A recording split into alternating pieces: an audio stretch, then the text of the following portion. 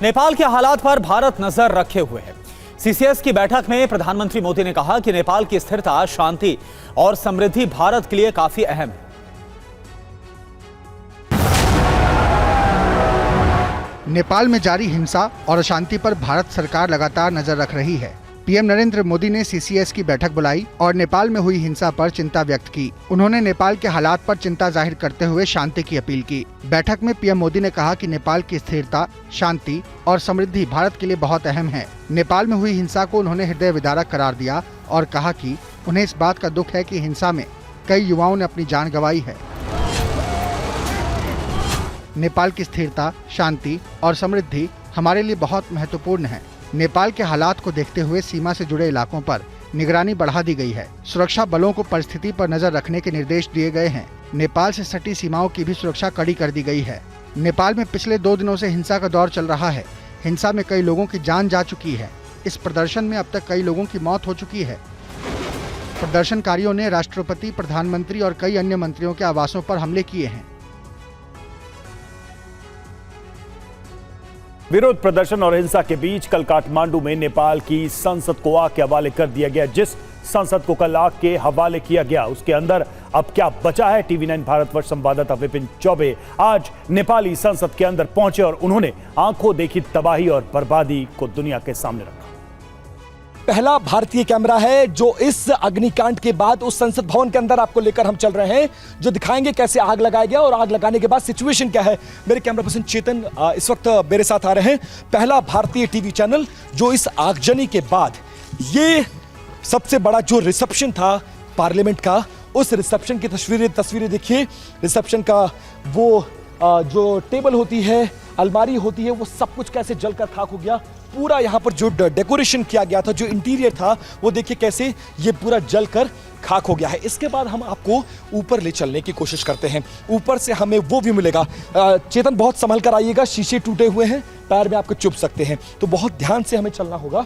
और अब आप देख सकते हैं इसी सीढ़ी के जरिए जो एमपीज थे, प्राइम मिनिस्टर थे, मिनिस्टर्स थे, वो संसद भवन के सदन तक जाते थे। और अंदर हालांकि थोड़ा सा लाइट का इशू हो सकता है, लेकिन हम संसद भवन के अंदर आपको ले चलकर ये बताने की कोशिश कर रहे हैं कि कुछ भी नहीं बख्शा गया। दाहिने बाएं जिधर जिसको जो मिला उसने उसको जला दिया। यहाँ से लेकर वहाँ तक की वो गैलरी, हालांकि घुप अंधेरा है, बहुत कुछ नजर नहीं आएगा। ये एक कमरा है, अंदर देख सकते हैं आप कि क्या हालात हैं। इसके बाद आप इस परिसर को देखिए। इंटरनेशनल मीडिया यहाँ पर पहुंची है और पहले भारतीय चैनल हैं हम जो यहाँ पर पहुंचे हैं। ये क्या रहा होगा इसको लेकर अंदाजा नहीं है, लेकिन यहाँ से एयर कंडीशन, चेयर, अलमारी, इस पोर्शन से लेकर उस पोर्शन तक मेरे कैमरा पर्सन चेतन आपको तस्वीर दिखाएंगे। यहाँ से लेकर वहाँ तक हम आपको तस्वीर दिखा रहे हैं।